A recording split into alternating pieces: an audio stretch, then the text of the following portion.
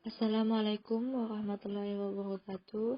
Perkenalkan, nama saya Rita, program studi Bimbingan Konseling Islam Fakultas Usuluddin Adab dan Dakwah. Saya kuliah di Institut Agama Islam Negeri Pontianak. Tujuan dari pembuatan video ini untuk memenuhi tugas mata kuliah perbandingan agama yang mana dosen pengampu Dr. Syamsul Hidayat MA. Titik temu Islam dan Kristen, persepsi dan salah satu persepsi, gambaran yang berasal dari polemik dan literatur apologetika di atas berkenaan dengan dua umat yang beragama yang mempunyai tujuan tidak sama antara satu dengan yang lain. Umat Islam sungguh umat yang kolonialis yang memperoleh basis kepuasan hidup pada agamanya, dan bagi sejumlah tulisan polemik yang mereka ketemukan menunjukkan bahwa mereka itu sesungguhnya hampir tidak enak dengan komunitas devian yang berada di tengah umat Islam. Rupanya, secara personal, tulisan-tulisan polemik Eropa itu lebih kecil jumlahnya tentang Islam.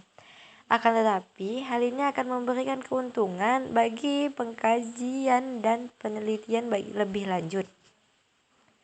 Beberapa tulisan kolonialis Eropa tentang Islam bertujuan untuk memahami Islam secara lebih baik agar dapat mengawasi umat Islam dengan lebih baik. Sementara para ilmuwan Muslim tidak tertarik untuk memahami keimanan Kristen, dan kajian-kajian mereka tidak membawa perubahan pada persepsi tradisional Kristiani.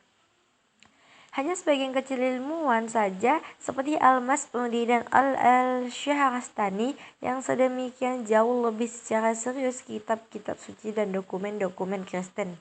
Kebanyakan isinya menganggap Kristen sebagai merupakan kebenaran kitab sucinya yang asli, sehingga tidak murni lagi, yang berbahaya bagi orang Muslim untuk mengeksplorasinya. Untuk itu, umat Kristen membangun sejumlah kelompok-kelompok yang satu sama lain saling berpisah di bawah kekuasaan kolonialis Muslim. Ini berarti bahwa keprihatinan mereka yang terutama adalah untuk bertahan menentang tekanan-tekanan sosial intelektual yang telah dikembangkan. Bahkan mereka lalai menciptakan kritik-kritik serius terhadap Islam secara terbuka atau membantu gambaran yang menyimpang sebagaimana yang telah diciptakan di Eropa Barat.